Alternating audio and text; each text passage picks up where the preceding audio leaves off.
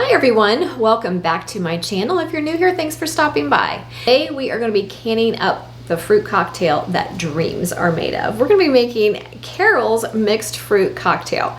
Now there are a couple of recipes that you can choose from. There is one on the National Center of Home Food Preservation website. That tends to be more of a traditional fruit cocktail. They are using peaches, pears, white grapes, and maraschino cherries in a heavy syrup. That's traditional fruit cocktail. I wanted something a little bit different, so I went hunting for other ways to make fruit cocktail the way that I like it. We are going to be using the guidelines in the Fall Blue Book of Preserving. If you don't have this book, I highly recommend you get it. I will leave a link in the description box for you.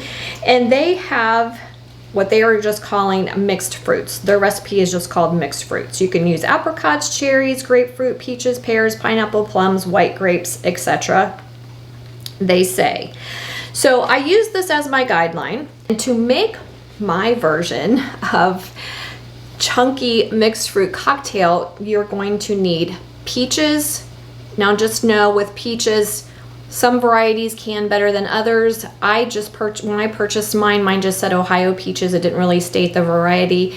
When I prepped them, they seem to be a little soft, so I'm not exactly sure how they're going to can up exactly, but just know that different varieties of peaches can better than others. So you need peaches, and please, another side note, you cannot can white flesh peaches. They are not approved for canning. They're lower in acid.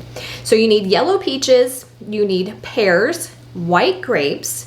We're going to be using fresh cherries as opposed to maraschino cherries, fresh pineapple, and I am going to be canning mine up in a delicious vanilla bean infused simple syrup. Now I know many of you like to stay away from sugar.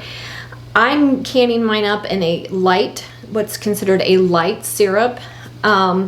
And one of the reasons I like using simple syrups is because they help to maintain the color and the texture of their fruit, even though it's not required for safety in canning fruits. I highly recommend giving a light syrup a try just to maintain the color. It does help them to look more vibrant, the fruits to look more vibrant in your jar longer. So it does preserve the shelf life a little bit longer, but the sugar is not needed for safety. So if you need to use a sugar substitute or you prefer canning in water, that's entirely up to you. But putting the vanilla bean in there, you guys, is absolutely amazing. Vanilla complements fruit so well, and it just brings out the delicious natural flavors of your fruit, and it's just amazing. The other thing too is I like my fruit cocktail a little bit on the chunkier side, so I cut my fruit up a little bit bigger than what is normally known for fruit cocktail.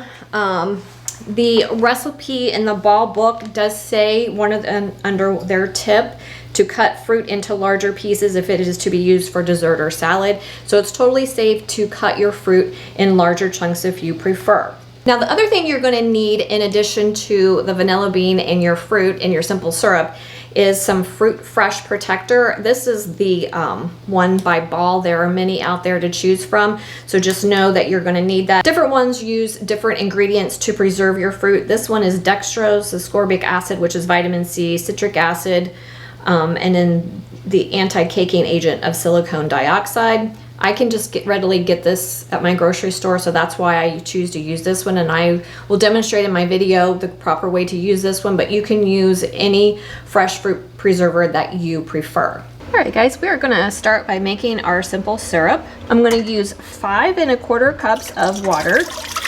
To that, I'm going to add 2 1/4 cups of granulated sugar.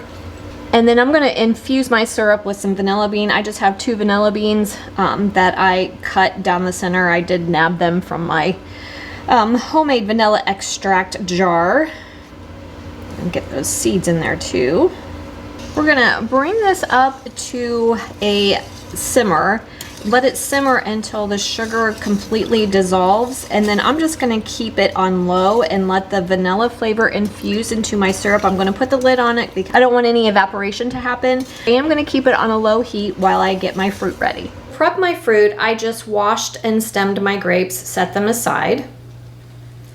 The pineapple, I trimmed the ends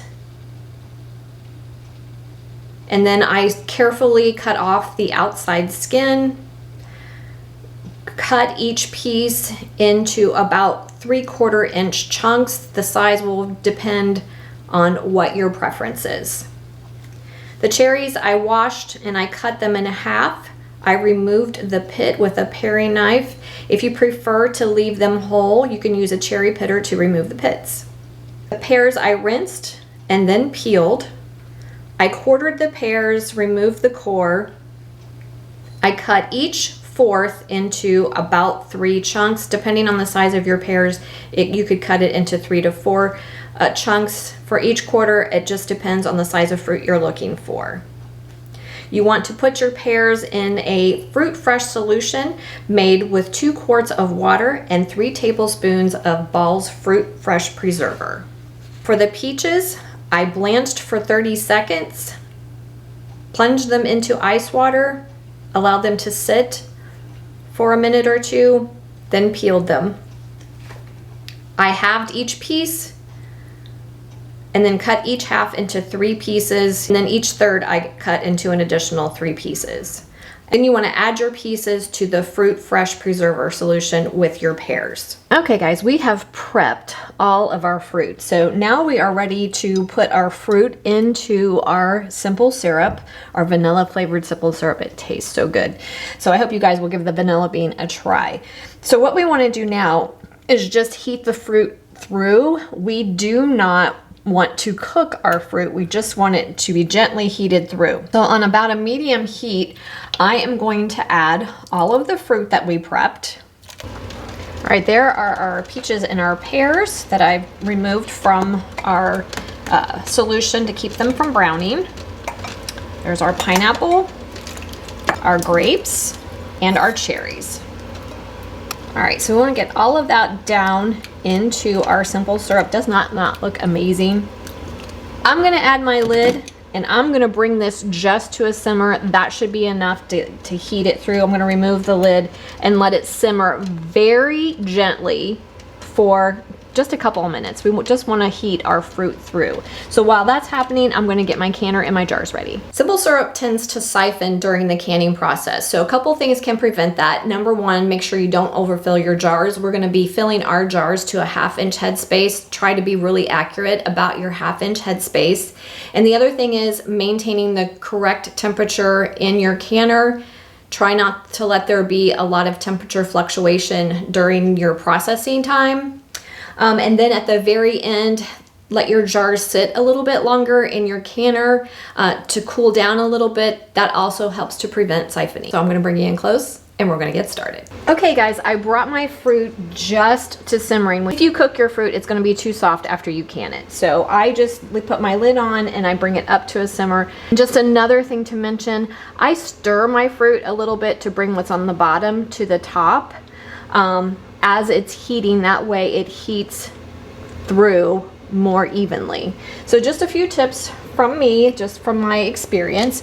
So now we are all set for canning. I have 3 quarts of simmering water in the bottom of my steam canner. You can steam can or water bath can the fruit, your fruit cocktail. Modern canning guidelines state that we do not need to pre-sterilize jars or lids as long as we are processing for more than 10 minutes. We are. The instructions are to fill our jars to a 1/2 inch headspace with our fruit, then top it off with our syrup. So there's our fruit to about a 1/2 inch headspace. Now we're going to add our syrup. All right, once you're happy with your headspace, you're going to take a debubbling tool, plastic butter knife, or chopstick to release any air bubbles in your jar. You want to make sure that your fruit remains covered with your syrup. And your headspace may change slightly. If it does, you can go ahead and add more syrup or another piece of fruit, whatever it is you need to maintain that headspace. Then we are going to take a paper towel dipped in white vinegar to clean our rims. We're going to add our lids and then add our bands to fingertip tight. And in the canner they go, and that looks absolutely delicious. Okay guys, I got 8 pint jars in my canner. I do have some left over.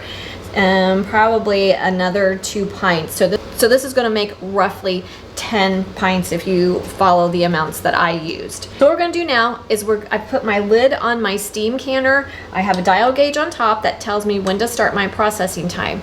If you're water bath canning, you're going to bring your water to a full rolling boil before you start your processing time, and make sure that you have enough water in your canner to cover your jars by 1 inch. I'm steam canning. That only requires me to have 3 quarts of simmering water in the bottom of my canner. So we're gonna bring it up to temperature. I'm gonna process my pints for 20 minutes. If you are processing in quarts, you're gonna process for 25 minutes. Once it comes up to temperature, you want to slowly decrease your heat just to maintain either the full rolling boil or be in your green zone on your dial gauge of your steam canner. We do not want it boiling too vigorously throughout the canning process. So we're gonna process and then I'll bring you back. Okay guys, we are all done. I processed for the 20 minutes. Like I told you, if you are going to be processing in quarts, make sure you process for 25. And there's the finished product. So yummy. I hope you'll give the vanilla bean syrup a try. It just brings out the flavor of the fruit and it is so delicious.